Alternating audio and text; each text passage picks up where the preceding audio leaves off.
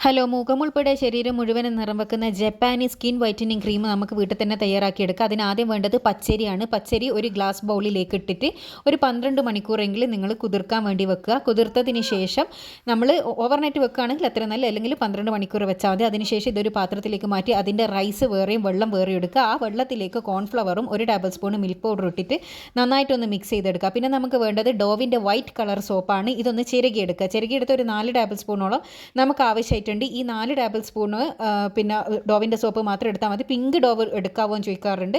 Pink dough എടുക്കരുത്, white തന്നെ എടുക്കുക കേട്ടോ. അതിനുശേഷം ഇത് ചെറുക്കി എടുത്തതിന് ശേഷം നമ്മൾ നേരത്തെ മിക്സ് ചെയ്ത് വെച്ചിരിക്കുന്നതിലേക്ക് നമുക്കിതൊന്ന് മിക്സ് ചെയ്ത് കൊടുക്കാം. നല്ല രീതിയിൽ മിക്സ് ചെയ്ത് കൊടുക്കുക. നല്ല രീതിയിൽ മിക്സ് ചെയ്തിട്ട് ഇതിൽ നിന്ന് ഒരു പത പൊങ്ങി വരുന്ന രീതിക്ക് നമ്മൾ ബീറ്റ് ചെയ്ത് കൊടുക്കണം. അതിനുശേഷം നമുക്ക് ഒരു അരമുറി ചെറുനാരങ്ങ ഇതിലേക്ക് ആഡ് ചെയ്ത് കൊടുക്കുക കേട്ടോ.